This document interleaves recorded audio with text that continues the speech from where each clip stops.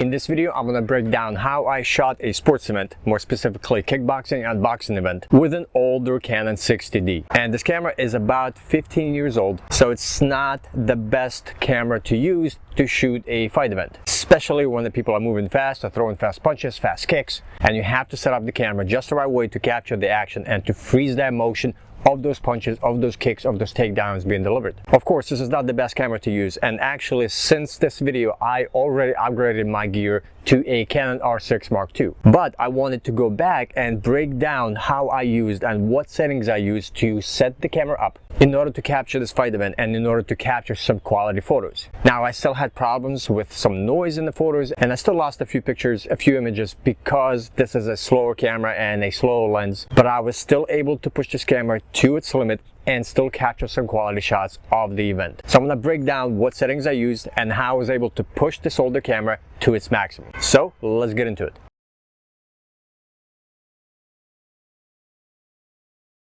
So first is the lens that I used. For this camera, I used a kit lens that came with the camera, and it's 18 to 135 zoom. And this was the perfect range that allowed me to zoom all the way out to a wide angle shot, and it allowed me to zoom all the way in if they were in the next corner further away from me. And 18 to 135 was that perfect range that I needed to get up close to the action and to get some good quality shots, as well as be able to zoom all the way out and to get more wide angle shots. Now, the only problem with this lens, it has a variable aperture. That means that at its widest of 18mm, I was able to drop down my aperture, my f-stop, to 3.5. But when you zoom in and get closer to the action and increase that focal length, the aperture raises to a 5.6. So when I was zooming in and the fighters were in the next corner and I wanted to get a little closer to the action, when I was zooming in, my aperture was raised to a lowest amount of 5.6. So the amount of light that was allowed into the camera decreased. And that did result in some of the lighting that was bright and nice when I was open and I had a wide angle, but when I had to zoom in, there was not enough light coming into the camera. Although it did produce some interesting photos, because when I zoomed in and there was not enough light, it created this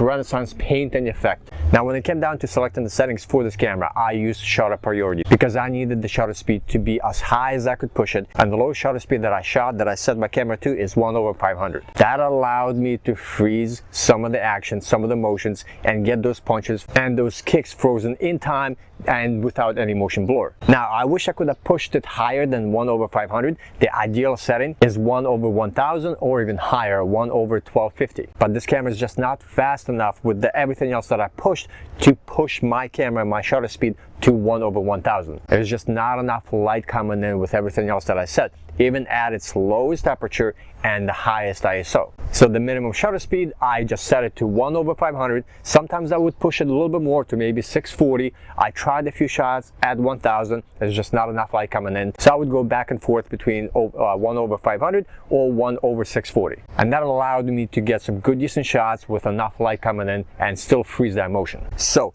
it was shutter priority the entire time.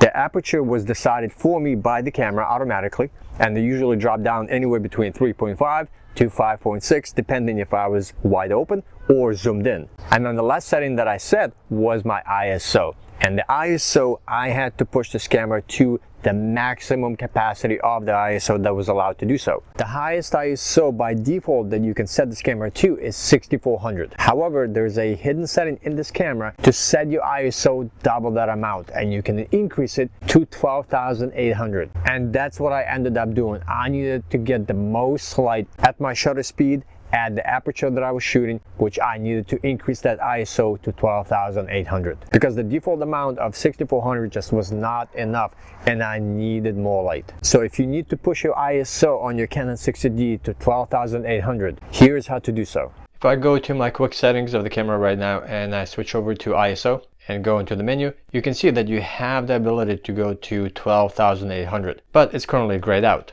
You can only go to 6400. So in order to enable this option so you can go and switch over to the highest ISO setting, go into the menu and then go all the way to the far right to this red camera icon right here, and go to the first option, CFN1 exposure. And then you want to be underneath the item number 3. So you might be underneath item number 1, you want to switch over to number 3, and you want to enable ISO expansion. Switch this to on, and then once you do, you have ability to switch over your ISO to 12,800. which is going to be displayed by H. And if you're setting your ISO at the top instead of looking at the screen for your quick settings, just simply switch over to ISO button and then use to select which ISO you want to use, and you'll be able to go all the way to H, which is 12,800.